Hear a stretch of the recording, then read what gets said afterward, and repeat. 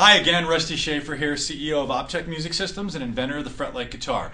I'm here along with Spencer Stock, music creation specialist and guitar pro guru. And in part two, we're going to cover a lot more details, aren't we, Spence? Yeah, we're going to go into creating tab, changing the sounds and effects associated with tracks, transposing tab, advanced track settings like automation and multi-track tabbing, entering lyrics and entering chords.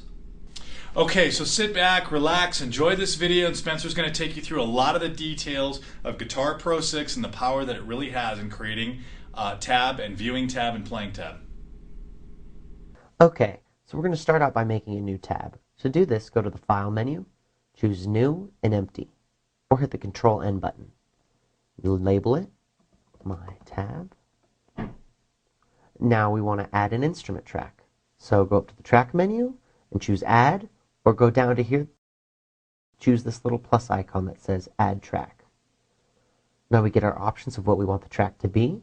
Let's just leave it a guitar, clean 6-string for now.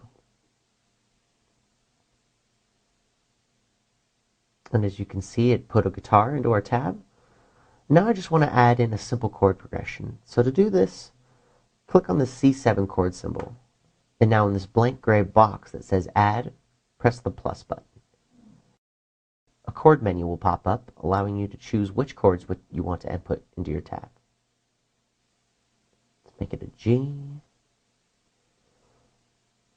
And then let's put in a E minor. Just make it basic. And a C. And a D chord. That's enough for now. Alright, now to input notes in your tab, click in the measure and simply click on the chord you want. Now, click back in the measure and press the right arrow key to go to the next note input. The notes that you're inputting will default to quarter notes unless you set it otherwise. So I keep hitting right arrow, and now I have 4 Gs. Now if I click the next arrow, because I'm in 4/4 time, it'll go to the next measure, because I have 4 quarter notes here. Now let's click the E minor. Press the right arrow, click the button again, right arrow, click the E minor again, and so forth. Let's do the same for the C and the D as well. Oops.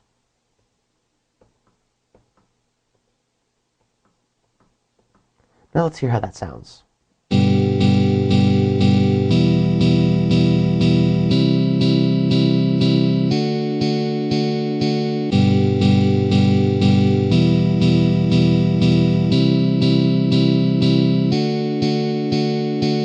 Perfect for our example.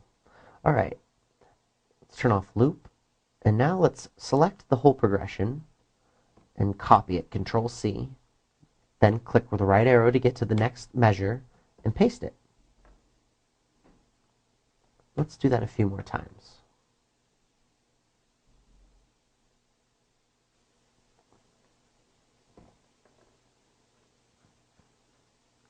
Now we have it 1, 2, 3, 4 times. Okay, so now it's time to make a bass part. Click that little plus icon again to add another track. Let's make it a bass guitar, electric 4-string. Click Add. Now it's time to input some notes. I'm going to keep it simple for you to follow along quickly.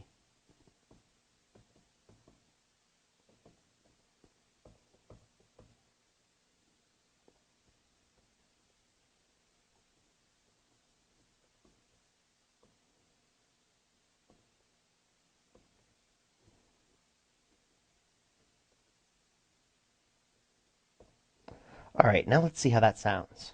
To solo a track, just click right under this S column on the track you want to solo, and click this little box.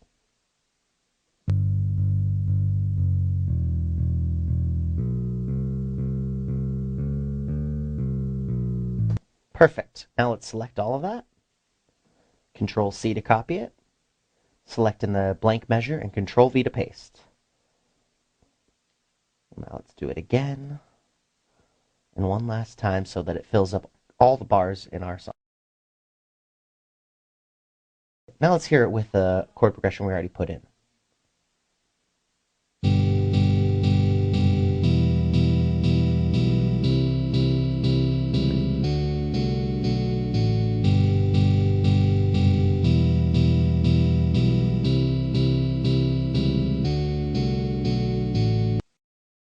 Now to complete our rhythm section, all we need to do is add a drum set. Click the plus icon one more time. Click Drums and Percussion, Drums, and Regular Drum Kit is all we want. Add. Now this is where it gets a little tricky. The drum tabbing takes a little bit more practice to get used to. But I'm just going to make something simple real fast and show you how to do it. So what you're going to want to do, to see our options for our drum sounds, it's not like guitar or bass tabs where we just enter a note on one of these string lanes and it'll be just like hitting that fret on that string. Drum tab requires us to open this view to see what we're actually inputting. And you want to click the fretboard keyboard drums view. And this will change depending on what track you're selecting on. So like here, now I've selected a bass, so we have a bass guitar with 4 strings it'll show us, and an electric guitar. So let's see our drum options. Here are all our sounds. Let's start out just by putting a kick on the first beat. And then also I want to put a closed hi-hat sound. So let's find that. Closed hi-hat. And then push your right arrow to make another one. We just want these all to be quarter notes. And then on the third beat, click on the third. So 1, 2, 3. And let's get our snare shot in there. Let's hear how this sounds. So let's copy and paste that through the rest of our song. I'm just simply hitting right arrow and Control V to do this quickly.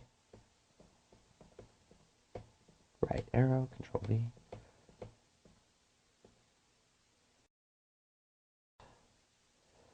So let's hear what we've got so far.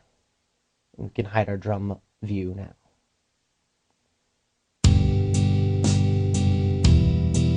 Just a simple little progression to get us going.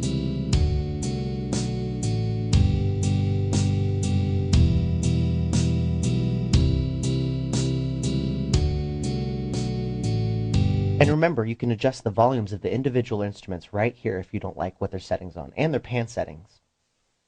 Alright, now let's save our song, because it's important to save as you go, in order to not lose all your work that you've worked so hard on making.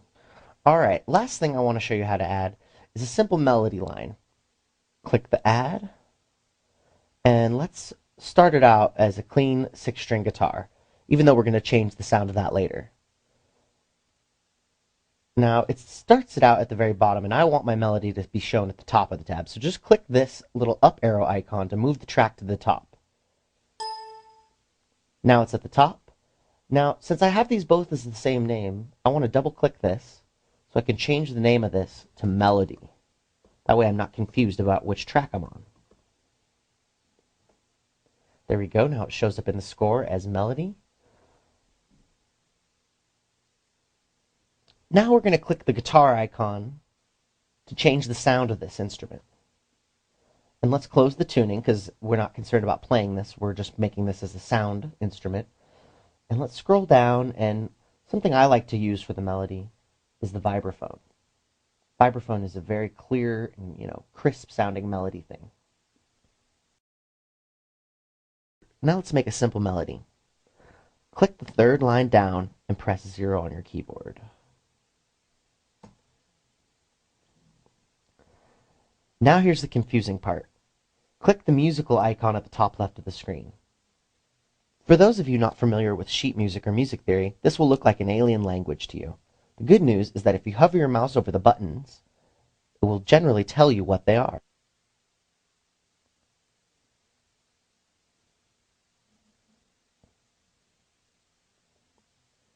I won't go into every button here as it would take all day to explain, but just remember that these functions can also be found in the bar, note, and effect drop-down menus. So if you don't want to go through hovering over each button to find the one you're looking for, just read the names from these menus, and hopefully that'll get you to where you want to go faster. Alright, so let's talk about the important ones. These notes here represent the different note values you can input into your tab. With the note we just entered selected, click the half note icon. The quarter note we inputted changes to a half note. Moving to the next input area, by hitting right arrow, put a 2, and then click the quarter note again.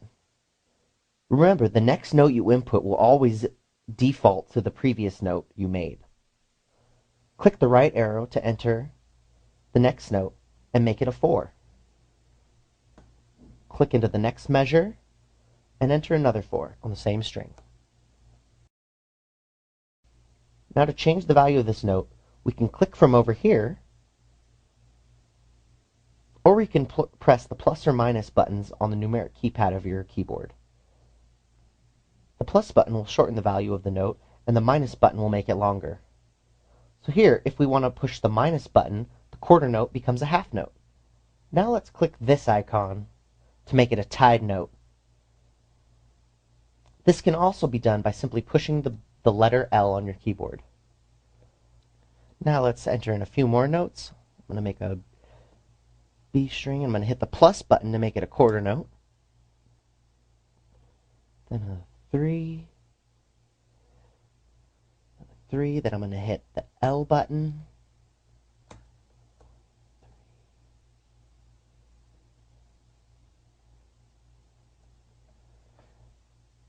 Let's hear how that sounds.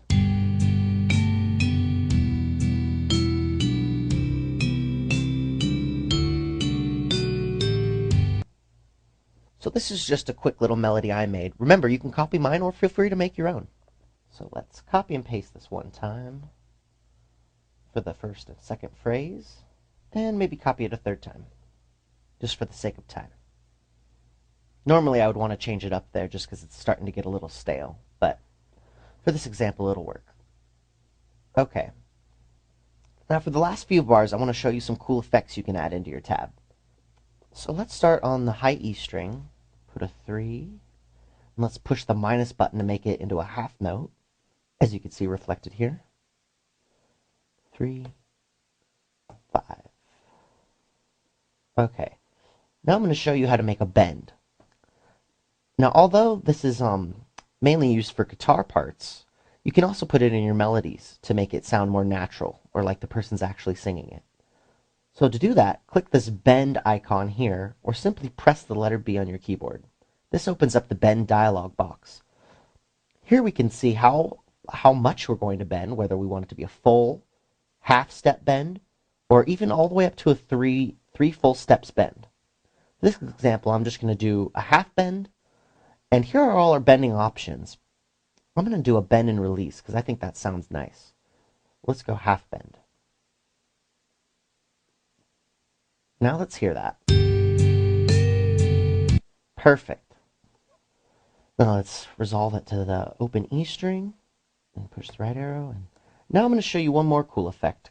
This is how you make a slide. So to click the note you want to have the slide effect on, and here are your slide options. This is for a slide between two notes.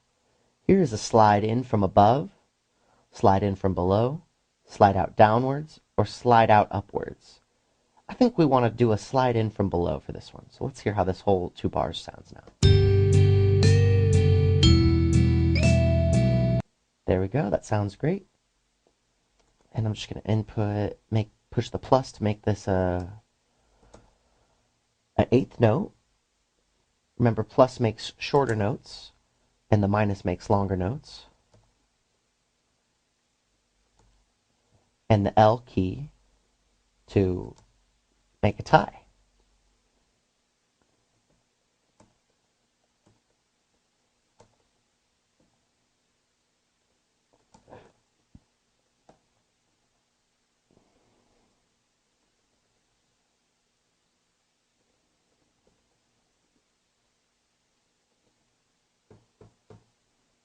Alright, now let's hear how that sounds.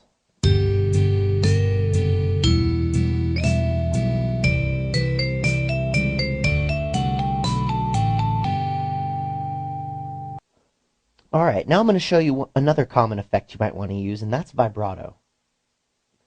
To do that, click the note you want to add vibrato on, and then go over here to our effects section, and click the vibrato, or hit V on the keyboard. Now, when you hear that note, it'll have a vibrato effect.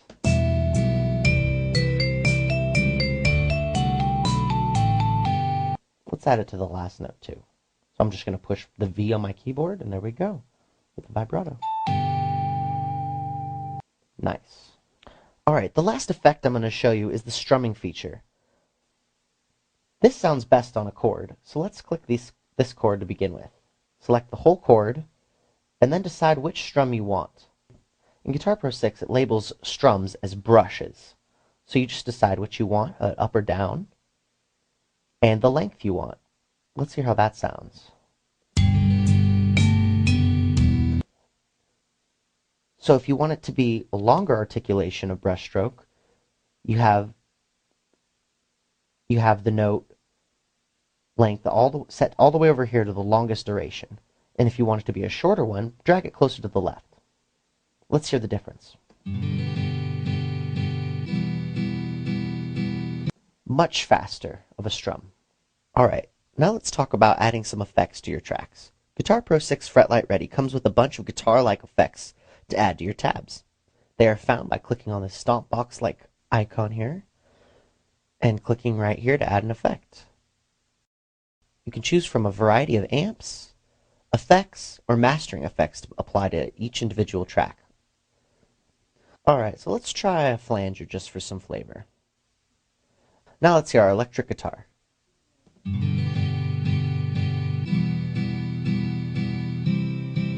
Very nice.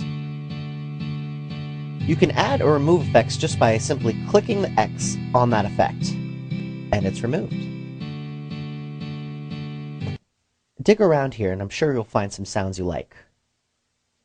Guitar Pro 6 Fretlight Ready is helpful not only to guitar players, but to other members of the band, including singers. If the song you're working on is in a bad key for your voice, you can easily transpose it to a friendlier key for your range.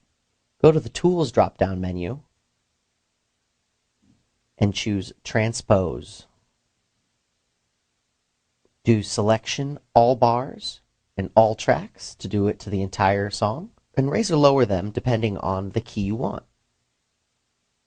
Let's go down a perfect fourth. Now the tab is in the key of D instead of the key of G, and will be easier to sing for some singers. Press OK. Let's see how that sounds.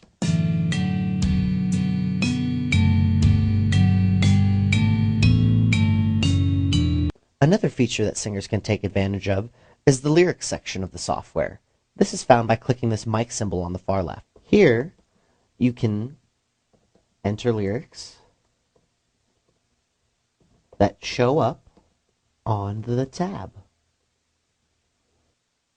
As you can see, what I've typed here is entered here. The tricky part now is getting the spacing right for how long each one of these words lasts.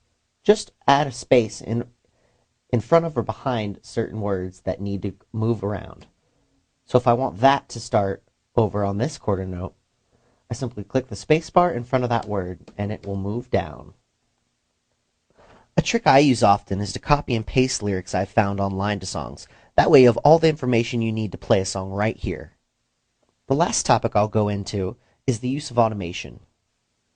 Automation can be used to change the volume, tempo, or pan settings of a track or song at any point in the song. So let's say that at bar 13, I want the volume of our melody to get louder. Go to the Edit drop-down menu, choose Automations, and Edit Automations. From the top drop-down menu, select Volume. Then click the point in the melody where you want the volume to change and simply drag up. Then hit Apply and OK to get out of that menu. And now the volume of this track will be increased by that much that you set it at that bar.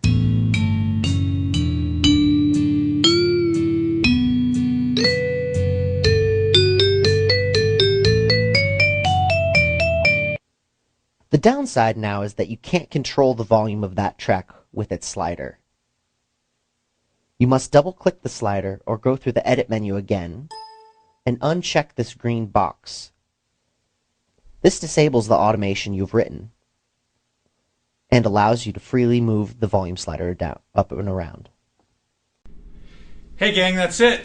That's part 2 of the in-depth look at Guitar Pro 6 Fretlight Ready. We hope you enjoyed this in-depth look at creating tab and all that you can do with this great program. If you have any questions, don't hesitate to call us or email us and we'll get back to you shortly. okay, thanks for watching.